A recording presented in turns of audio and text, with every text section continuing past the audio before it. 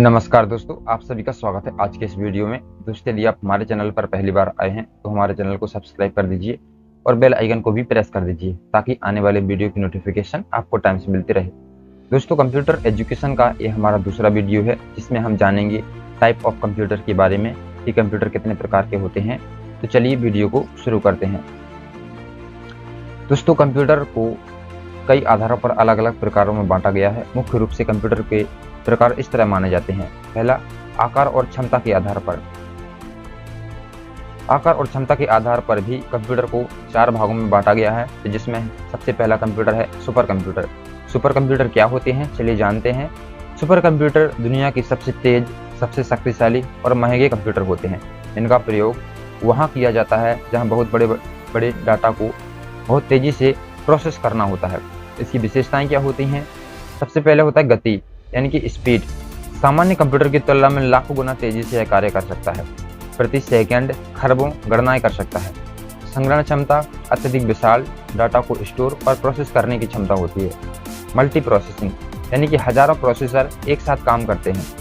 उपयोग, मौसम की भविष्यवाणी करने के लिए, अंतरिक्ष और परमाणु अनुसंधान के लिए, वैज्ञानिक गणनाएं करने के लिए, आर्टिफिशियल इंटेलिजेंस और मशीन लर्निंग के लिए इसका उपयोग किया जाता है। दूसरा कंप्यूटर है main frame computer. Main frame computer क्या होते हैं? मेन फ्रेम कंप्यूटर बहुत बड़े और शक्तिशाली कंप्यूटर होते हैं जिन्हें मुख्य रूप से हजारों यूजर्स और बड़े डाटाबेस को एक साथ संभालने के लिए बनाया गया है। इसकी विशेषताएं क्या होती हैं? बड़े पैमाने पर डाटा की प्रोसेसिंग करना, यानी कि बैंक, रेलवे, एयरलाइंस, बीमा कंपनियां जैसी संस्थानों में लाखों ट्रांजैक्शन को एक साथ संभाल सकते हैं ये कंप्यूटर। दूसरा, मल्टी यूजर सपोर्ट, यानी कि एक ही समय पर हजारों लोग इस पर काम कर सकते हैं। इसकी विश्वसनीयता, 24 घंटे और 7 दिन लगातार काम कर सकते हैं बिना किसी रुकावट के। सुरक्षा, बहुत संवेदनशील डाटा को सुरक्षित रखने के लिए मजबूत सुरक्षा सिस्टम होता है इनका। उपयोग क्या है? बैंकिंग सिस्टम में लाखों खातों का डाटाबेस और ट्रांजैक्शन संभालना। एयरलाइंस, रेलवे, एयरलाइंस, इन दोनों में इसका उपयोग किया जाता है, जैसे कि रिजर्वेशन और टिकट सिस्टम में इनका उपयोग ज़्यादातर किया जाता है। बड़ी कंपनियां जैसे कि पेरोल मैनेजमेंट, डाटा एनालिसिस। उसके बाद सरकारी विभाग जैसे जनगणना करना, टैक्स और अन्य रिकॉर्ड रखने के लिए इसका उपयोग किया जाता है। तीसरा है मिनी कंप्यूटर। मेन फ्रेम से छोटे और कम शक्तिशाली होते हैं। छोटे संगठनों और संस्थानों में उपयोग किया जाता है। मिनी कंप्यूटर एक प्रकार का मध्यम आकार का कंप्यूटर होता है जो माइक्रो कंप्यूटर जैसे कि पर्सनल कंप्यूटर, लैपटॉप से बड़ा और मेन फ्रेम व सुपर कंप्यूटर से छोटा होता है। इसकी क्या विशेषताएं होती हैं? आकार, यह सामान्य पर्सनल कंप्यूटर से बड़ा लेकिन मेन फ्रेम से छोटा होता है। गति, इनकी प्रोसेसिंग स्पीड माइक्रो कंप्यूटर से तेज होती है। स्टोरेज क्षमता, इनमें अधिक स्टोरेज क्षमता होती है। एक साथ कई उपयोगकर्ता मिनी कंप्यूटर पर एक ही समय में कई यूजर्स काम कर सकते हैं। मल्टीटास्किंग, यह एक साथ कई कार्य करने में सक्षम होता है। इसके क्या उपयोग हैं? छोटे उद्योगों और कंपनियों में डेटा प्रोसेसिंग के लिए, बैंकिंग, शैक्षणिक संस्थानों, वैज्ञानिक कार्यों में, उत्पादन और शोध कार्यों में इसका उपयोग किया जाता है। उसके बाद चौथा है माइक्रो कंप्यूटर। घर और ऑफिस में इस्तेमाल होने वाले सामान्य कंप्यूटर, उदाहरण के लिए डेस्कटॉप हो गया, लैपटॉप हो गया। माइक्रो कंप्यूटर एक छोटा व सस्ता कंप्यूटर होता है जिसे व्यक्तिगत उपयोग के लिए बनाया गया है। इसे हम आमतौर पर पर्सनल कंप्यूटर जैसे कि लैपटॉप, टैबलेट, पीसी आदि के रूप में जानते हैं। माइक्रो कंप्यूटर की विशेषताएं क्या होती हैं? यह छोटे आकार के होते हैं और आसानी से एक जगह से दूसरी जगह पर ले जा सकते हैं। कीमत क्या है इनकी? इनकी किफ़ायती और साधारण उपयोगकर्ताओं के लिए बहुत ही उपयोगी है। आमतौर पर एक समय में एक ही व्यक्ति इसका उपयोग कर सकता है। इसमें माइक्रो प्रोसेसर का प्रयोग होता है, इसलिए इसे माइक्रो कंप्यूटर कहते हैं। कार्य क्या है इसके? शिक्षा, ऑफिस का काम, गेमिंग, इंटरनेट, प्रोग्रामिंग आदि के लिए इसका उपयोग किया जाता है। गति और क्षमता, यानी कि मिनी कंप्यूटर मेन फ्रेम की तुलना में कम लेकिन सामान्य कार्यों के लिए पर्याप्त है। माइक्रो कंप्यूटर के उदाहरण आप यहाँ देख सकते हैं, जैसे कि डेस्कटॉप कंप्यूटर हो गया, लैपटॉप कंप्यूटर हो गया, टैबलेट हो गया, स्मार्टफोन हो गया। तो ये सारे कंप्यूटर जो है माइक्रो कंप्यूटर में आते हैं। दूसरा प्रकार है प्रयोग के आधार पर, यानी कि बाय पर्पज। इसमें जो सबसे पहला कंप्यूटर है सामान्य प्रयोजन, जो कि जनरल पर्पस कंप्यूटर के लिए बनाया गया है, जनरल कामों के लिए बनाया गया है। तो जनरल पर्पस कंप्यूटर वह होता है जिसे सामान्य कार्यों को करने के लिए बनाया गया है। यह किसी एक विशेष कार्य के लिए नहीं बल्कि कई तरह के कार्यों के लिए उपयोग किया जा सकता है। इसकी क्या विशेषताएं हैं? यह बहुउद्देशीय होता है, यानी कि इसे शिक्षा, व्यापार, बैंकिंग, रिसर्च, प्रोग्रामिंग, गेमिंग आदि किसी भी काम में इस्तेमाल किया जा सकता है। दूसरा होता है लचीलापन, यानी कि फ्लेक्सिबिलिटी। एक ही कंप्यूटर पर अलग अलग सॉफ्टवेयर प्रोग्राम चलाकर अलग अलग काम किए जा सकते हैं। आम लोगों के लिए सस्ते और आसानी से उपलब्ध हो जाते हैं, यानी कि ये किफ़ायती होते हैं। यूज़र फ्रेंडली, इस्तेमाल करने में आसान और सुविधाजनक होते हैं। डेस्कटॉप पीसी और लैपटॉप, टैबलेट, मोबाइल इत्यादि। उपयोग क्या है इनके? शिक्षा के क्षेत्र में इनको उपयोग हैं ऑफिस वर्क, इंटरनेट ब्राउजिंग और ईमेल, प्रोग्रामिंग और सॉफ्टवेयर डेवलपमेंट, गेमिंग और मनोरंजन, बैंकिंग और बिजनेस, इन सारी जगहों पर इसका इस्तेमाल किया जाता है। दूसरा प्रकार है विशिष्ट प्रयोजन कंप्यूटर, यानी कि special purpose computer. Special purpose computer ऐसे कंप्यूटर होते हैं जिन्हें एक खास कार्य के लिए बनाया जाता है। ये जनरल पर्पस कंप्यूटर की तरह हर काम नहीं कर सकते, बल्कि केवल निर्धारित कार्य के लिए ही बनाया गया है इन्हें, और निर्धारित कार्य को बहुत ही तेजी और सटीकता से करते हैं। ये क्या विशेषताएं हैं?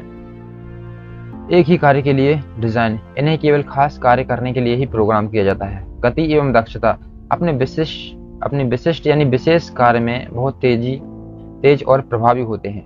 लचीलापन, इसमें लचीलापन कम होता है क्योंकि यह केवल सीमित कार्य कर सकते हैं।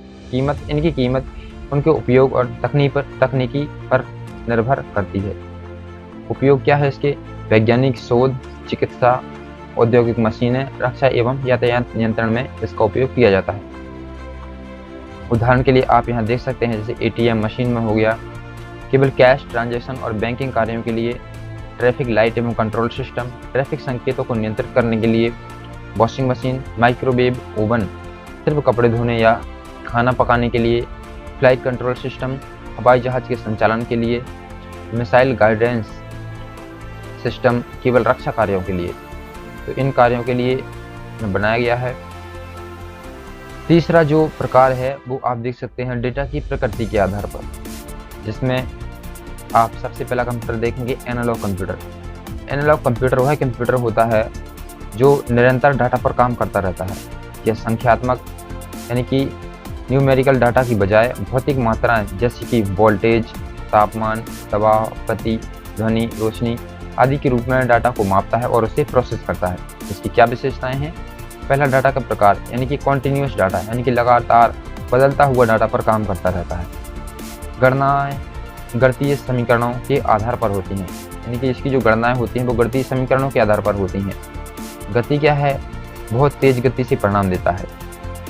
एक्यूरेसी यानी कि सामान्य उपयोग के लिए पर्याप्त सटीक, लेकिन डिजिटल कंप्यूटर जितना बिल्कुल सही नहीं है, यानी कि जो रिजल्ट देता है वो बिल्कुल क्लियर देता है। यूज, वैज्ञानिक, इंजीनियरों और माप जोक वाले कार्यों में इसका इस्तेमाल किया जाता है। उदाहरण के लिए जैसे थर्मामीटर हो गया, स्पीडोमीटर हो गया, वोल्टमीटर, एनालॉग घड़ी, फ्लाइट सिमुलेशन आदि। दूसरा है डिजिटल कंप्यूटर। इसका उपयोग गणना, टैक्स, ग्राफिक्स, इंटरनेट जैसे काम के लिए इसका इस्तेमाल किया जाता है। आज के ज़्यादातर कंप्यूटर डिजिटल कंप्यूटर हैं। डिजिटल कंप्यूटर वह कंप्यूटर होता है जो डेटा को 0 और 1 बाइनरी नंबर के रूप में प्रोसेस करता है। यह डेटा को डिस्क्रीट फॉर्म यानी कि अलग अलग संख्याओं, अक्षरों में बदलकर प्रोसेस करता है। इसी कारण यह बहुत सटीक और बहुउद्देशीय होता है। इसकी क्या विशेषताएं हैं? डाटा का प्रकार यानी कि डिस्क्रीट संख्याएं, जैसे संख्याएं, अक्षर, चिन्ह आदि के लिए इसका इस्तेमाल किया जाता है। गणना का तरीका यानी कि बाइनरी 0 और 1 पर आधारित होती है। गति इसकी बहुत अधिक तेज और यह विश्वसनीय होता है। एक्यूरेसी यानी कि शुद्धता, परिणाम बहुत ही सटीक देता है। यूजर फ्रेंडली, विभिन्न प्रकार के कार्यों जैसे कि एजुकेशन, बिजनेस, एंटरटेनमेंट, रिसर्च में इसका उपयोग किया जाता है। स्टोरेज बड़ी मात्रा में डेटा को स्टोर और पुनः उपयोग कर सकता है। उदाहरण के लिए आप यहाँ देख सकते हैं, जैसे कि पर्सनल कंप्यूटर हो गया, लैपटॉप हो गया, स्मार्टफोन हो गया, डिजिटल घड़ी और कैलकुलेटर इत्यादि। उसके बाद आप यहाँ देखेंगे तीसरा जो कंप्यूटर है वो है हाइब्रिड कंप्यूटर। एनालॉग और डिजिटल दोनों की खूबियाँ होती हैं इसके अंदर। इसका उपयोग अस्पतालों में, आईसीयू में मॉनिटरिंग मशीन के रूप में किया जाता है। हाइब्रिड कंप्यूटर वह कंप्यूटर होता है जिसमें एनालॉग कंप्यूटर और डिजिटल कंप्यूटर दोनों की विशेषताएं होती हैं।